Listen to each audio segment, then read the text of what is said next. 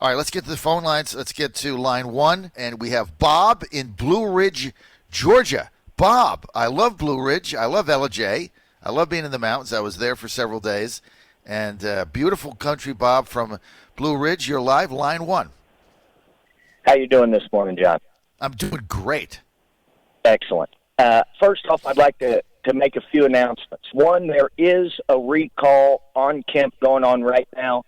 It's removekemp.com. You can go there, sign the petition. We've already got a ton of signatures. Second, for anybody what is it? Say it again, Bob. removekemp.com. How many signatures do you need?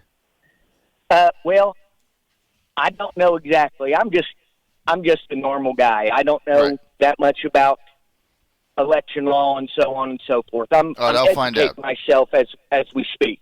I'll find out for you guys. We're getting ready to start a recall on David Ralston here. He's my representative. We're getting ready to start a recall on him. I believe it's 40% of the registered voters in his district, which is Gilmer County, Fannin County, and parts of some other counties. Tonight, he will be speaking at Ingelheim Vineyards in Ellijay, Georgia, at 6 o'clock at the Gilmer County GOP Christmas party. We're trying to get as many Trump voters as we can to go introduce ourselves to this feckless coward and let him know that his days in office, the best thing he can do for himself is quit. Because if not, we're going to make him quit. The one thing that I continuously hear from even the commercials is the last line of defense, the last line of defense. Well, I don't know if our representatives have read our Constitution, but these two senators are not the last line of defense. The last line of defense is our right that protects all of our other rights and guarantees them to us. The Second Amendment is what we need to do. If our leadership, which one of the most poignant things I've heard said in all of this was you yesterday talking to that carpetbagger piece of crap, Corey Lewandowski, who, if he comes down here, good luck getting crowds. He's the problem. We've got a national Republican Party that will come into a small area like Blue Ridge in North Georgia, put some spineless wimp that has given and received favors from every other spineless wimp in the area to get into a position of power. We at the local positions need to take control, the citizenry. We need to run our local GOPs, not have Corey Lewandowski coming down here telling us about how experienced he is and about how he can get somebody to come down here and run the primary. Look what they've given us to this point. Look at the people that they have put forward to be the leadership of our party to this point. It's pitiful. And when you said yesterday that the movement has outgrown the leadership, when the soldiers have more spine than the generals, we got a real problem. And our representatives don't seem to realize, I don't know what it's like in South Georgia or anywhere around the country. I just know where I live. We're ready to start yanking people out of the state house by the head of the hair and depositing them across the Florida border and tell them never to come back. This is the end of the GOP. They have proven themselves.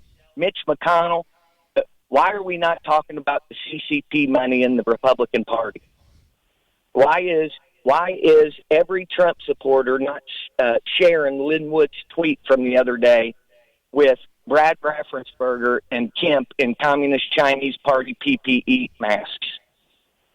We know they've got hundreds of millions of dollars from foreign governments. It's not just the Democrats.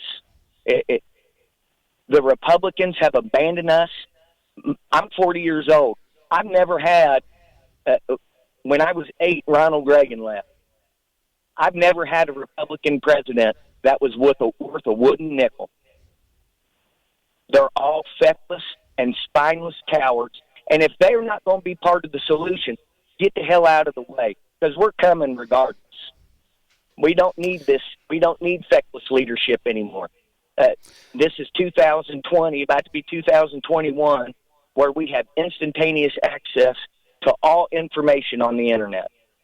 We don't need these effete, effeminate, soft-handed sissies that have never picked up anything heavier than a stapler their whole life, telling me that work 7 days a week, don't get vacations, don't get days off. I'm a small business owner. We're over it. I'm not giving my money to the GOP and to Turd Blossom, Carl Rose. I'm not giving my money to them. I'm not going to vote for Kelly Loeffler.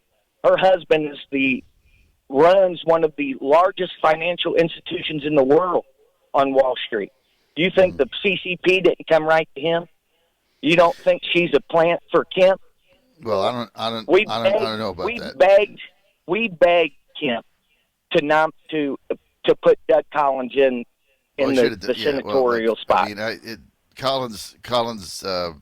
Trump wanted Collins, and look, Bob, I agree with. I hear what you're saying, and I'm going to go back to tonight so we can get that out.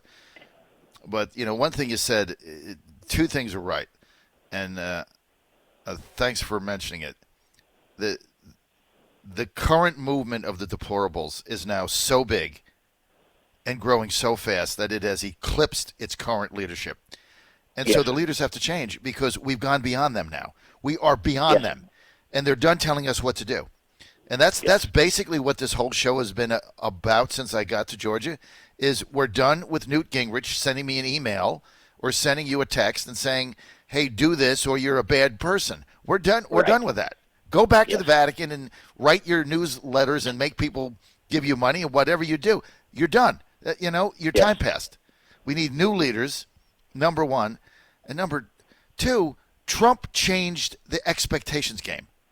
So because Trump got so much done and fought so many battles and never quit and fought through it all and got tremendous results, promises made, promises kept, he's changed the game of expectations. So now when you get somebody doing a mealy-mouth thing, you don't buy it. Maybe we bought it in a dozen years ago with McCain or Romney. We bought it. Maybe they got away with it. We didn't know better. Now we know. Now we got, Trump did it. You can do it. Like Sean Hannity. Now, I was a Ron Paul supporter from the beginning. That was the original start of the Trump movement. We had finally had a conservative who was willing to stand up. A 5'5", 130-pound, 80-year-old man was willing to stand up to the establishment. And I watched after the second presidential debate with Romney. Ron Paul was on stage. Afterwards, Sean Hannity on his show said that Ron Paul and his supporters were the equivalent of terrorists and that we should be imprisoned in Guantanamo. So this is the kind of, they act like we don't have a memory. Like we can't remember 6 months ago when they were telling us that we're terrible people for believing that we should put America first. Then, Bob, when the money starts coming in, then they come in. So we're over. We're over it. Yes, sir. Thank you for the call. So the first thing is, again, for those that are in North Georgia, in the LJ, Blue Ridge area, you have an event tonight. You want people to show up. Where is it again? What time? It is at Ingelheim Vineyards. It's off 382, just outside of LJ. Just Google it. But what we're going to do is we're planning on meeting at the LJ Walmart parking lot at 5:30. It's 5 minutes down the road. I'm going to be there probably at 4:30. I'll have Trump signs. You'll be able to see where I'm at. Come on, let's introduce ourselves to these people and tell them what we want. And if they don't want to do it, then they've got to go. All right, Bob, and you're going to start a recall on David Ralston, and you heard David Clark. Representative David Clark yesterday said that they stripped him of his committee because he wanted to have a special session, and that Ralston went around. This is what David Clark said, not me, Representative, that he went around threatening members that if they signed on to the petition for the special session, there would be hell to pay and they'd lose their committee assignments. So, that's what David Clark said. I didn't say that. That's what Representative Clark said, and he stripped him of his committee chairmanship. So, anyway. Well, I've been going around town to every Trump supporter I can find, because a lot of them don't know. That's one of the problems with the conservative movement look, is Bob. we have to make a living. So we don't have time to keep up with every single thing that's going on. So now is the education period where we tell people and go out and inform our neighbors what these people are doing and what they're actually saying. So I appreciate you taking my call. Appreciate everything you're doing in the state of Georgia. The American people will rise up. We will not allow communist trash to take over our country. Mark my words. Bob, we're coming. Make That's it all I can Merry tell Christmas. you, Bob. Merry Bob, Christmas. Stay, And God Merry bless you. Christmas. Stay on the line for a second. We're woke. We're coming.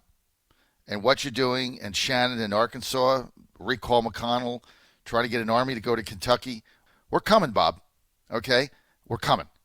And you're part of the reason. Thank you, Bob.